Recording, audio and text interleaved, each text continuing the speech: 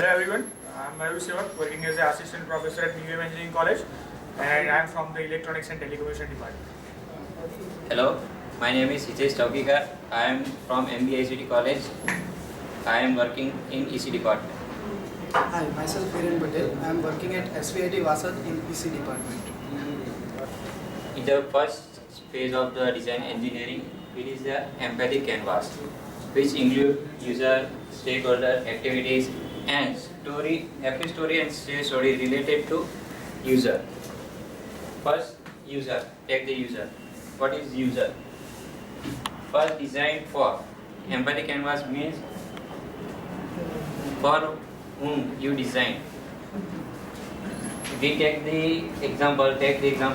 We take the village 4.4.2. It is a smart village. We know about the smart cities. We prepare the canvas for smart villages. Here we take the Narendra as a dreamy man. He wants to make the village smart. And it is not possible for Narendra to make the city smart. So he make committee of related peoples for making the city smart, like doctor, engineer, police, etc. Okay, and make the committees to make the city village smart. Stakeholder means the person who directly or indirectly associate with the user. Directly or indirectly associate. Activities. During these all the activities which he wants to implement in village, list out all the activities, and according to that, happy story and sad story included. Hello everyone, our project is design engineering. First canvas, empathy canvas, was based on the village 4.4.2.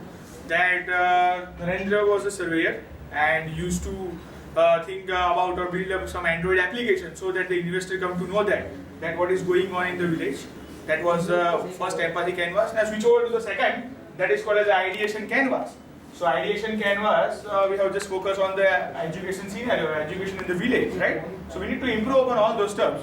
So starting from the people who are directly dealing or with the or indirectly dealing with the education, we have included that bank officers are there, then healthcare staff are there, then surveyor, then students obviously, then the professors, and other staffs are the helpers, and then cook is there, then electrician is there. So we need to include all the people which are directly or indirectly dealing with this kind of education, right? So after that we go for the activities. What are the real-time activities are going on there? So let's take one example that we are taking about the professor. So we have gone through the activity that the professor is go for the lesson planning, then after go for the paper checking, then obviously lecture and lab, which is essential things are there. Then obviously the FDP is also there, counseling and meetings, all those stuff. So we need to include all the activities related with the education campus. Then after that, the next section is based upon the situation, means in which type of situation all these things are performed, right? And after that go for the context, right? That how we'll do all those stuff. Then go for the location, means where it will be implemented. Then after that we have included all the probes, means kind of application, so that we can club all those stuff, and finally we will derive on the problem solution. That will be the product development canvas, that is final canvas of this design engineering. So we will switch over to the product development canvas next. So from the last canvas, that is ideation canvas, we are deriving one idea that why we are not going, since all the professors and all the students are utilizing the library, they are accessing the library. So the conventional approach is what? That generally we used to go through the library and we are accessing the books. And somehow this approach is a very ancient approach, but we need to go upon how this particular approach can be very efficient. So our objective, that is a product development canvas, is that how we can improve the library management. That is the main thing, right? Now after that, people again, that the people visitors, obviously librarian is there, then students and professors, means they are directly or indirectly attached with the library, right? Then after that we go for the product features. That before the product feature, the main objective of this product development canvas is that we need to we have idea that can we design one kind of place or library that at one place we have all the books. Means we are just going for ordering the books, and from the third floor it will be available at the ground floor. That is the main idea behind this canvas. So based on that, there are product features. Since it is operated at one place, then obviously we have computer facilities. So magazine will be online at that time. Obviously multitasking in the sense that one can order for the book or access the book, or one can return to the book. So that's why it's a multitasking. After that, it is easy to arrange, obviously. Then e-book one can access. Obviously, it is a time saving, right? That we are not going to the third floor manually. By ordering the ground floor, we can have the book on ground floor. That's why it's a time saving. Then after that, there is a product function. Obviously, it's the efficient utilization.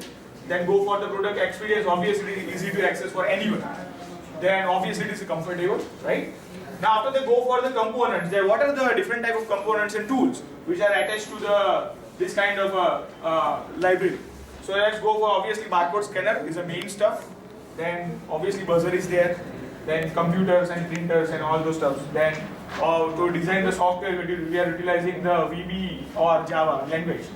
Then here you see that we have that particular basic idea that this is a person at the ground floor. Then we will order for one book. So we will directly enter the particular barcode. So from that, the barcode will send to the particular all these three floors. After that, these are nothing but the blocks or cupboards in which the books are there. So what he has ordered, according to that, there will be the sensor at this point. So the man on this floor will sense that particular cupboard, come to know that this particular book is in this cupboard. So the next task of this particular this man is that he need to put down that same book on the conveyor belt, so that on ground this man can have a book. That is a basic idea. After that, obviously customer feedback is there, that how they are our liking products or not. If there is a kind of disadvantage, or if there is kind of redesigning is that, so we'll think about the same thing. That's all.